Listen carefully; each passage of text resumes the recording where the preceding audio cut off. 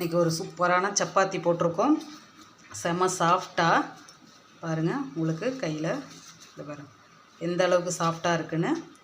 இது நம்ம எதில் செஞ்சோம், மிச்சமாகுதுன்னு நினைக்கிற ஒரு பொருளை நம்ம இது சப்பாத்தியாக செஞ்சுருக்கோம். செம்ம சாஃப்டான சப்பாத்தி. நீங்கள் இனிமேல் அந்த பொருள் வீணாக போகுதுன்னே நீங்கள் கவலைப்படாமல் செய்கிற அளவுக்கு உள்ள ஒரு இதை வச்சு நம்ம சப்பாத்தி செஞ்சுருக்கோம். வாங்க என்ன எதில் செஞ்சோம், எப்படி செஞ்சோங்கிறத வீடியோக்குள்ளே போய் ஃபுல்லாக பார்க்கலாம். நம்ம சேனலை புதுசாக பார்க்குறவங்க ப்ளீஸ் சப்ஸ்கிரைப் பண்ணிவிட்டு பாருங்கள். அப்போ தான் நான் போடுற வீடியோ உங்களுக்கு நோட்டிஃபிகேஷனில் வரும், நீங்களும் விருப்பப்படுறத பார்க்கலாம். இப்போ வாங்க இந்த சப்பாத்தி எப்படி செஞ்சோம் அப்படிங்கிறத வீடியோக்குள்ளே போய் பார்க்கலாம். ஃப்ரெண்ட்ஸ், இன்றைக்கி என்ன செய்ய போகிறோன்னு பார்த்தீங்கன்னா, சூப்பரான ஒரு டிஃபன் ஐட்டம் செய்ய போகிறோம். டிஃபன் சொல்லிட்டு நம்ம சாதம் எடுத்து வச்சுருக்கோமேன்னு நினைப்பீங்க. இந்த சாதத்தை வச்சு, ஏன்னா இப்போ மிஞ்சி போயிடுச்சு, சாதம் கொஞ்சம் மிஞ்சிருச்சு அப்படின்னா எல்லாம் நைட்டு சாதம் சாப்பிட மாட்டாங்க, இல்லை தண்ணி ஊற்றி வச்சா பழைய சாதம் சாப்பிட மாட்டாங்க. இந்த மாதிரியெல்லாம் இருக்கிறப்ப நம்ம இது நைட்டுக்கு மார்னிங்க்கு டிஃபனுக்கு எப்படி செய்யலாம் அப்படிங்கிறத பார்க்க போகிறோம். மிச்சமான சாதத்தையே டிஃபனாக செஞ்சு நம்ம கொடுத்து எப்படி வீட்டில் இருக்கிறவங்கள சாப்பிட வைக்கலாம் அப்படிங்கிறது தான். இப்போ நான் ஒரு கப்பு எனக்கு சாதம் மிச்சமாக இருக்குன்னு எடுத்து வச்சுருக்கேன். இதை நம்ம என்ன பண்ண போகிறோன்னா சப்பாத்தியாக போட போகிறோம். இதில் சப்பாத்தி செய்கிறப்ப ரொம்ப நல்லாயிருக்கும், சாஃப்டாகவும் இருக்கும். அதுக்கு இப்போ என்ன செய்ய போகிறோன்னு பார்த்தீங்கன்னா, இந்த சாதத்தை ஒரு மிக்ஸி ஜாரில் போட்டு அடிச்சுக்க போகிறோம். ஏன்னா சாதமாக இருக்கிறப்ப நம்மளுக்கு சப்பாத்தி நார்மலாக தெரியும், உங்களுக்கு சப்பாத்தினா சாஃப்டாக அது கோதுமை மாவில் எப்படி நம்ம போடுவோங்கிறது தெரியும். இது சாதம் அப்படியே நம்ம போட்டோம்னா சாதமாக கிடக்கும். அதனால் என்ன பண்ண போகிறோம், இதை மிக்ஸி ஜாரில் போட்டு ஒரு நல்லா பேஸ்ட்டாக எடுத்துக்க போகிறோம். அதோடு நம்ம என்ன கலந்துக்க போகிறோம்னு பார்த்தீங்கன்னா, ஒரு கப்பு நான் எவ்வளோ சாதம் எடுத்துருக்கோமோ அந்த அளவுக்கு நான் கோதுமை எடுத்திருக்கேன். இப்போ ஒவ்வொரு சாதம் பார்த்திங்கன்னா நிறைய கோதுமை மாவு இழுக்கும். ஏன்னா சில சாதம் பிசு பிசுன்னு ஒட்டும். அந்த பிசுப்பு ஒட்டாத அளவுக்கு எவ்வளோ கோதுமை மாவு போடணும்னு நீங்கள் நினைக்கிறீங்களோ அந்த அளவுக்கு கோதுமை மாவு எடுத்துங்க. நான் இந்த அளவுன்னு சொல்கிறேன்னு கணக்கு கிடையாது. சாதத்தோட பிசுப்பு இல்லாமல் நம்ம கோதுமை மாவு சப்பாத்திக்கு எப்படி பிசைஞ்சு ரவுண்ட் பண்ணி எடுத்து வைப்போமோ அந்த அளவுக்கு எவ்வளோ தேவையோ அந்த அளவுக்கு நம்ம போட்டுக்கலாம். இப்போ நான் இந்த அளவுக்கு எடுத்து வச்சுருக்கேன். அரைச்சிட்டு தேவைன்னா எக்ஸ்ட்ரா நம்ம போட்டுக்கலாம். ஃபஸ்ட்டு இதை மிக்ஸி ஜாரில் போட்டு ஒரு ஓட்டு விட்டுருவோம். மிக்ஸி ஜார் எடுத்து இந்த சாதத்தை அப்படியே இதில் போட்டுக்கிறேன். இதுக்கு தேவையான அளவுக்கு உப்பு கொஞ்சம் போட்டுக்கலாம். இதுலேயே நம்ம ஃபஸ்ட்டு இவ்வளோ மாவையும் போடாமல் கொஞ்சமாக மாவு போட்டு இதையும் சேர்த்து அரைச்சிக்கலாம். ஏன்னா சாதங்கிறப்போ கொஞ்சம் பெசு பெசுன்னு மிக்ஸி ஜாரில் ஒட்டும், இது போடுறப்போ கொஞ்சம் ஒட்டாது, மாவு பதத்துக்கு வந்துடும். இதை ஃபஸ்ட்டு அரைச்சி எடுத்துக்குவோம். பாருங்கள், அரைச்சிட்டேன். நல்லா ரெண்டும் சேர்ந்து வந்துடுச்சு பார்த்தீங்களா. இப்போ இதை எடுத்து நம்ம பாத்திரத்துக்கு மாற்றிக்குவோம். பாருங்கள், இப்போ எல்லாத்தையும் எடுத்து போட்டாச்சு.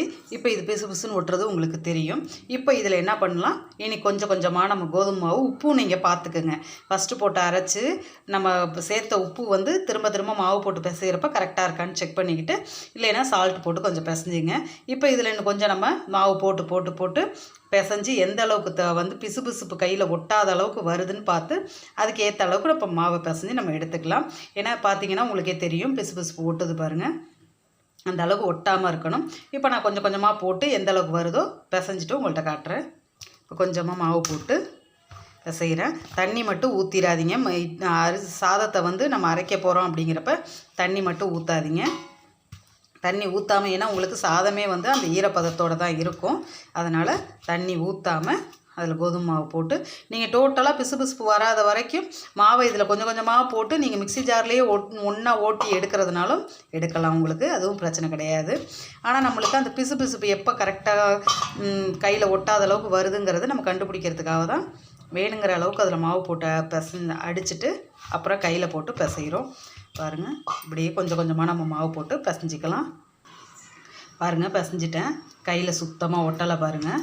இந்த அளவுக்கு நம்ம கோதுமை மாவு பிசைகிற அளவுக்கு நல்லா பிசைஞ்சு எடுத்துக்க வேண்டியதான். இப்போ லைட்டாக மேலே ஒரு ட்ராப் எண்ணெய் விட்டு, அது நீங்கள் விடணுன்னா விடலாம், இல்லை உடனே நீங்கள் சப்பாத்தி போடுறீங்க அப்படின்னா எண்ணெய் விடாமல் கூட உடனே தேய்ச்சி போட்டுடலாம். நான் இப்போ சும்மா ஒரு எண்ணெயை மட்டும் தடவிட்டு ஒரு 10 நிமிஷம் இப்படி வச்சுட்டு சப்பாத்தி போட போகிறேன். ஏன்னா மேலே காயாமல் இருக்கணுங்கிறதுக்காக தான். ஒரு 10 நிமிஷம் அப்படியே இருக்கட்டும், அதுக்கப்புறம் சப்பாத்தி போடலாம். 10 நிமிஷம் ஆகிட்டு இப்போ இதுலேருந்து நம்மளுக்கு எந்த சைஸ் வேணும்னு நினைக்கிறோமோ அந்த சைஸுக்கு பால் எடுத்து சப்பாத்தி தேய்க்கிற மாதிரி நம்ம தேய்ச்சிட வேண்டியதான். இப்போ சப்பாத்தி தேய்ச்சிட்டு பார்ப்போம். பாருங்கள், தேய்ச்சி வச்சுருக்கேன். இப்போ சப்பாத்தி கல்லும் போட்டு சூடாக இருக்குது. அதில் போட்டுக்கலாம். நம்ம சப்பாத்திக்குள்ளே போட்டு சூடாக இருக்குது, போட்டுக்கலாம். இந்த சைடு லைட்டாக வேகட்டும். வெந்ததுக்கப்புறம் பெரட்டி போட்டு எண்ணெய் ஊற்றலாம். ஃபஸ்ட்டே எண்ணெய் ஊற்ற வேண்டாம், அப்படியே பெரட்டி போட்டுக்கலாம். பாருங்கள், நல்லா உப்பி வருது. உப்பி வர்றது தெரியுதா? நல்லா உப்பி வருது பாருங்கள். இப்போ லைட்டாக எண்ணெய் ஊற்றிக்கலாம்.